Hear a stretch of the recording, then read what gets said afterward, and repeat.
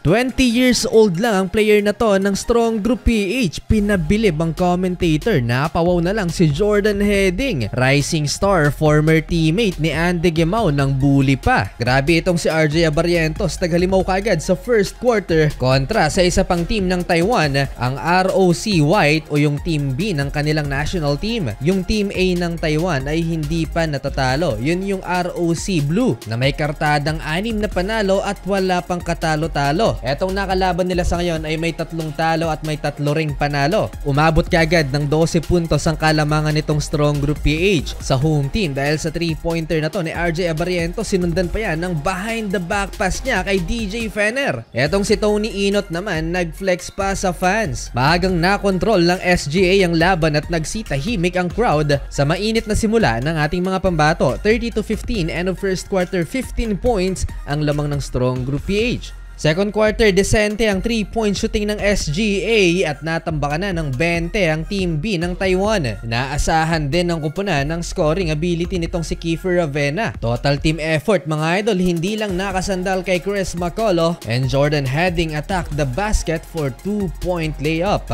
Isa sa pinakabatang player na dinala ng Strong Group PH dito sa Taiwan ay itong si Titing Manalili. Pinabilib niya ang commentator sa behind the back no look pass kay Chris McCullough in transition, nakakuha pa ng foul.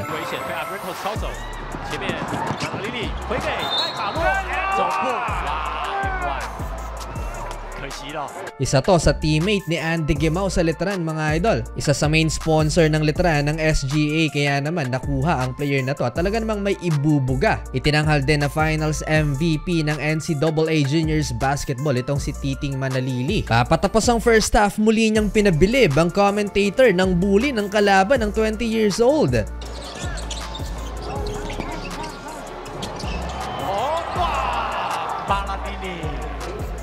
Solid first half for Team Philippines, 57-31. Galit na ang coach ng Taiwan. Nagsimula ang third quarter na foul itong si Jordan Heading beyond the arc. 3 free throws at nasundan pa yan ng assist niya kay Chris McCullough slam dunk.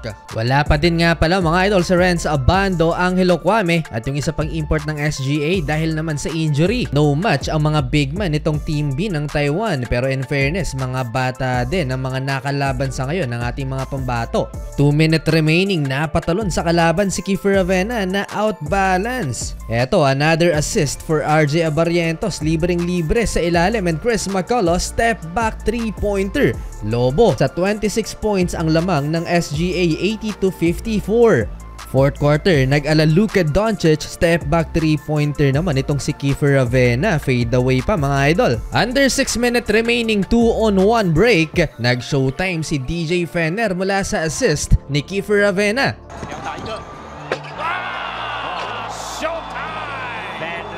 Lobo na sa 30 points ang lamang ng SGA. Nakahinga na ng maluwag si Coach Charles Chu. Pinasok na ang bench players at sa huli nakuha ng Strong Group PH ang panalo. 7 straight wins at next game, battle for championship.